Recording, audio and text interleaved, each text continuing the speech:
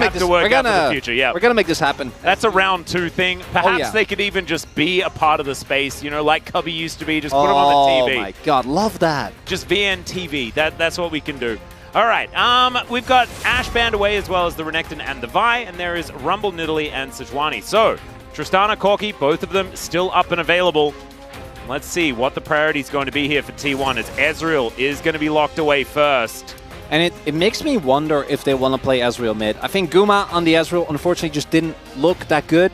Also comes off the back of some of the performances we've seen from Viper, who I think right now very clearly at first place. But I think even Pace has had some standout games on it. Aiming's also looked pretty good. Aiming's looked good on it. We've had Deft as well.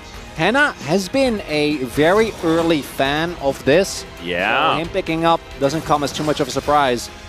And this is...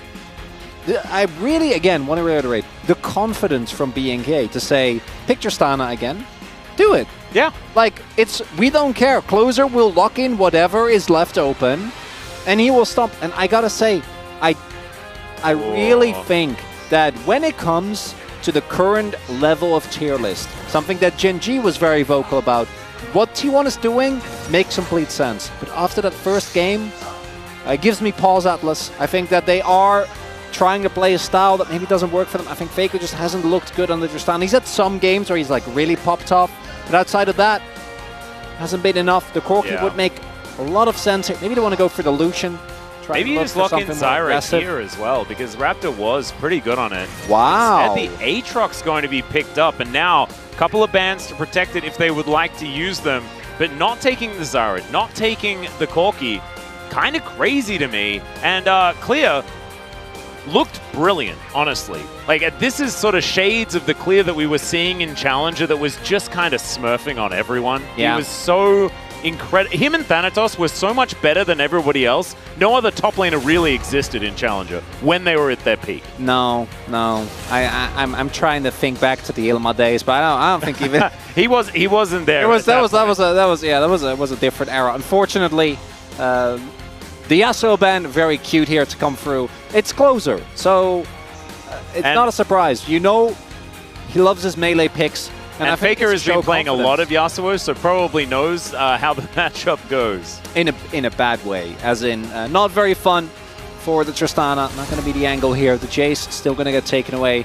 Even though they were able to match it, I do think that it was very obvious that Zeus was trying his darndest. And if they had one more pressure point on the map, I think that Jace could have been a difference maker. Even in the final fight, did an incredible amount of damage. What is going to be the pickup here for Raptor? I imagine that's what you want to go towards, and then you can keep this mid lane pick hidden, because there's not really a need for you to pick it up here.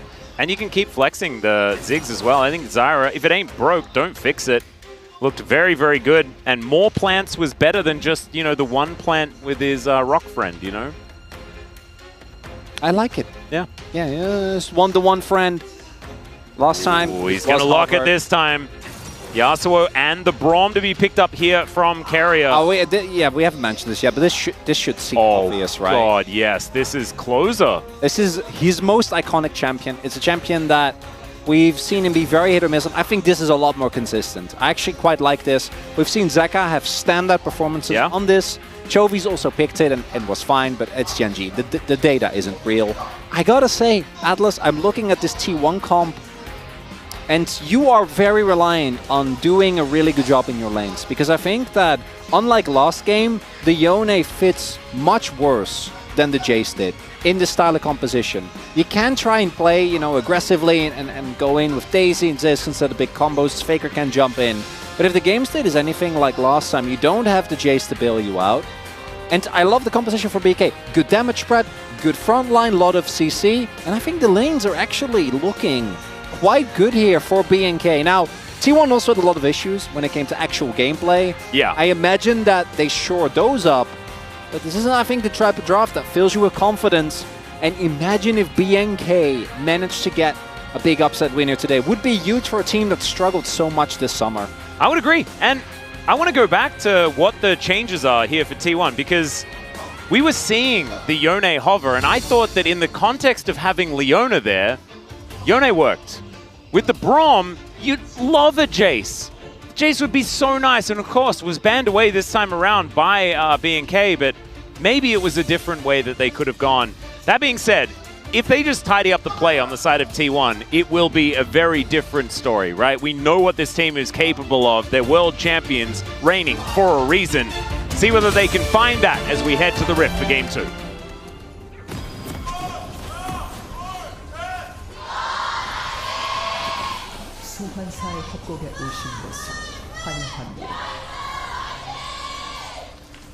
All right.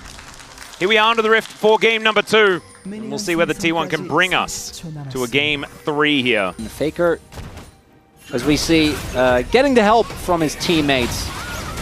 Yeah, Oner here. Very straightforward. Yeah, exactly right. And rocket jump. Going to get Faker in there. And nothing that cut it. Swear, Showmaker recently played him.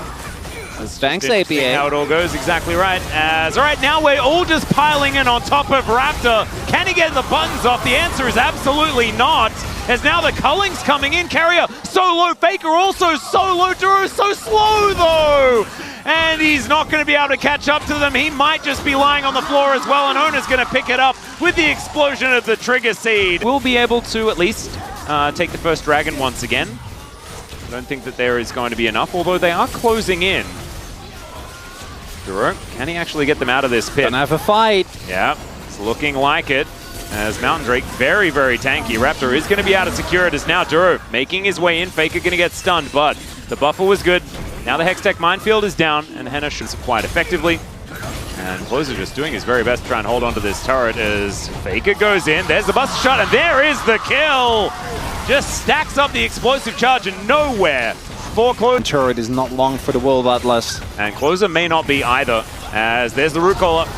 Goomba Stomp does come on down here, and that's another stack up. And that is just Faker killing him one more time with the help. Realistically, looking at the draft, I think that T1 should have a lot of power, and this time around they're playing like it.